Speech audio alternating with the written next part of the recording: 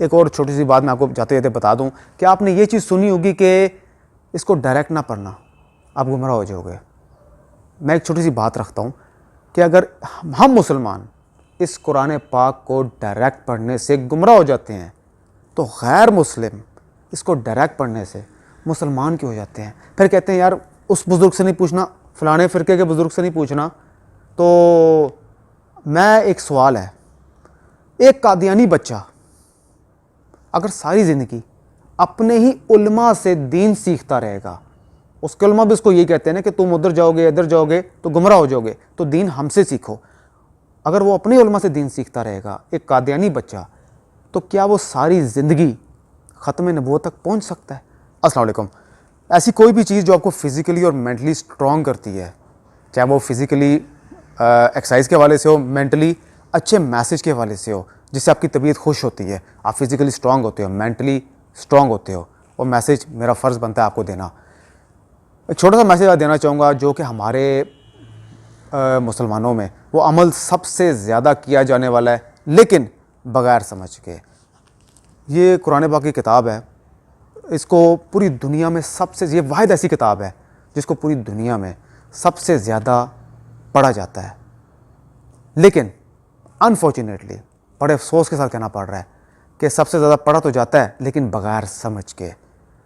Same ऐसे ही है, अगर मैं आपको बाइबल अरबिक में ट्रांसलेट करके दे दूँ एक इंसान को, वो तो उसकी तिलावत करता जाएगा लेकिन उसको ये पता ही नहीं कि उसके अंदर लिखा गया हुआ है। सेम ऐसे ही है, अल्लाह पाक ने जो कुरान पाक एज़ इट इज़ अपने अल्फाज जिब्राईल अलैहिस्सलाम के थ्रू नबी पाक सल्लल्लाहु अलैहि वसल्लम ख़ातमुन नबीयीन सल्लल्लाहु अलैहि वसल्लम के ऊपर नाजिल फरमाए, वो इसलिए नाजिल फरमाए कि इस पे क़यामत तक के आने वाले लोगों के लिए हदायत है। हमारे यहाँ पर सब कॉन्टिनेंट में एक रेस लगी होती है, जैसे कोई रमज़ान आता है तो हमारी औरतों में, मर्द हो तो खैर हमारे जो मर्द हज़रात हैं वो तो खैर पढ़ने से भी गए ना, वो तो इतने मसरूफ़ हो गए कि वो पहले थोड़े बहुत कभी कभी पढ़ लिया करते थे, लेकिन अब वो उससे भी गए। अब सिर्फ पहले अगर 20% पढ़ते तो अब सिर्फ 10% रह गए। तो रह गई घर में औरतें, तो वो अब जब रमज़ान में स्टार्ट करती हैं तो उनकी एक रेस लगी होती है कि और एक दूसरे को फ़ख्रिया बता रही होती हैं कि इस रमज़ान में मैंने 2 कुरान शरीफ ख़त्म किए, लेकिन सिर्फ अरबिक पढ़ी है। अरबी पढ़ने से, खाली अरबी पढ़ने से आपको क़यामत तक आप इससे फ़ायदा नहीं उठा सकते, ना ये हमें कोई फ़ायदा दे सकती है किताब, जब तक हमें ये नहीं पता लगेगा कि अल्लाह पाक इसमें फ़रमा क्या रहे हैं। और हमें कैसे पता लगेगा कि अल्लाह पाक इसमें क्या फ़रमा रहे हैं, हमारी ज़ुबान तो अरबी है नहीं।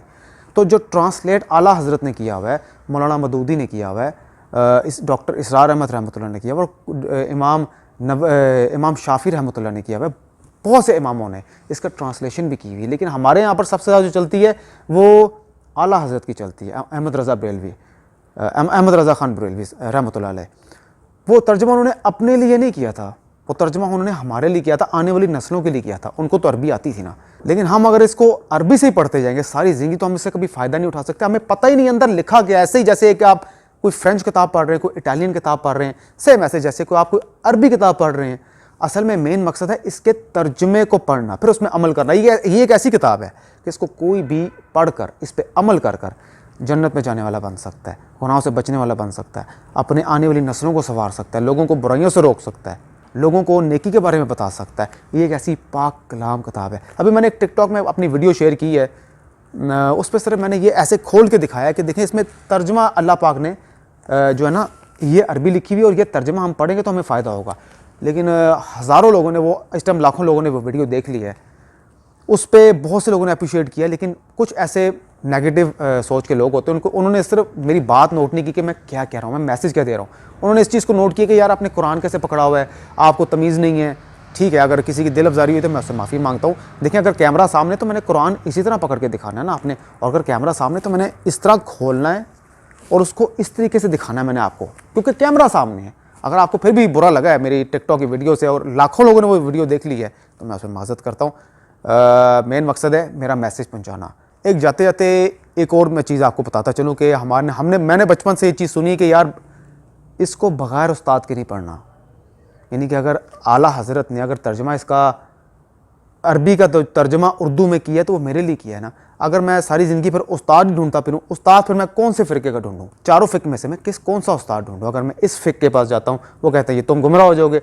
अगर मैं इस दूसरे फ़िक से पूछता हूँ तो वो कहते हैं तुम गुमराह हो जाओगे। हमसे मतलब किससे पूछो? फिर कहते हैं हमसे पूछो। फिर वो तीन कहते हैं कि तुम उनसे गुमराह हो जाओगे। मतलब कि जो भी है, फ़िरके कोई नाम मैं ले जाना नहीं चाहता। बहरहाल इसको एज़ इट इज़ जो अल्लाह पाक ने फरमाया एज़ इट इज़ पहले तर्जुमा पढ़ें ताकि आपका ज़हन खुले, उसके बाद इसकी तफसीर पढ़ें। पहले एज़ इट इज़ तर्जुमा पढ़ें, ये सुने तो सही, इसको पढ़े तो सही कि अल्लाह पाक फरमा कह रहे हैं अपने बंदे से। एक और छोटी सी बात मैं आपको जाते जाते बता दूं कि आपने ये चीज़ सुनी होगी कि इसको डायरेक्ट ना पढ़ना, आप गुमराह हो जाओगे। मैं एक छोटी सी बात रखता हूँ कि अगर हम मुसलमान इस कुरान पाक को डायरेक्ट पढ़ने से गुमराह हो जाते हैं तो गैर मुस्लिम इसको डायरेक्ट पढ़ने से मुसलमान क्यों हो जाते हैं? फिर कहते हैं यार उस बुज़ुर्ग से नहीं पूछना, फ़लाने फ़िरके के बुज़ुर्ग से नहीं पूछना। तो मैं एक सवाल है, एक कादियानी बच्चा अगर सारी ज़िंदगी अपने ही उलमा से दीन सीखता रहेगा, उसके उलमा भी उसको यही कहते हैं ना कि तुम उधर जाओगे इधर जाओगे तो गुमराह हो जाओगे, तो दीन हमसे सीखो। अगर वो अपने उलमा से दीन सीखता रहेगा, एक कादियानी बच्चा, तो क्या वो सारी ज़िंदगी ख़त्म नबूवत तक पहुँच सकता है? मेन मैसेज यही है कि इसको एक दफ़ा ख़ुद से पढ़ें। जो एज़ इट इज़ तर्जमा उर्दू किया वो हमारे लिए किया हुआ है। अब मुझे उर्दू भी नहीं आती कि मैं वो भी पूछने जाऊँ कि ये उर्दू में क्या लिखा हुआ है। उर्दू में पढ़ूँ, इसको समझूँ। हाँ, जो बहुत सी ऐसी चीज़ें हैं जो कि हमें वाकई बुज़ुर्गों के बचाना पड़ता है और जाना चाहिए, बहुत अच्छी बात है। अपने उस्तादों के बजाय, बुज़ुर्गों के बजाय पूछें उनसे, लेकिन एक दफ़ा एज़ इट इज़ खुद तो पढ़ें। और मैं यकीन के साथ कह रहा हूँ, हल्फन कह रहा हूँ कि बिल्कुल गुमराह नहीं होंगे। ये एक ऐसी किताब है कि जिसको गैर मुस्लिम जब डायरेक्ट पढ़ते हैं ना तो वो हदायत पा जाते हैं। तो हम गुमराह कैसे हो सकते हैं? बहरहाल मैसेज अच्छा लगे तो सब्सक्राइब कीजिएगा, अच्छे मैसेज के लिए सब्सक्राइब कीजिएगा। और किसी की दिल अफजारी हुई हो, बहुत से लोगों के खिलाफ हो सकता है, होना नहीं चाहिए मेरी इस बात से, क्योंकि मैंने तो बड़ी न्यूट्रल बात की है। लेकिन मैं फिर भी माफ़ी मांगता हूँ। अब तक के लिए इतना, हाफ़िज़।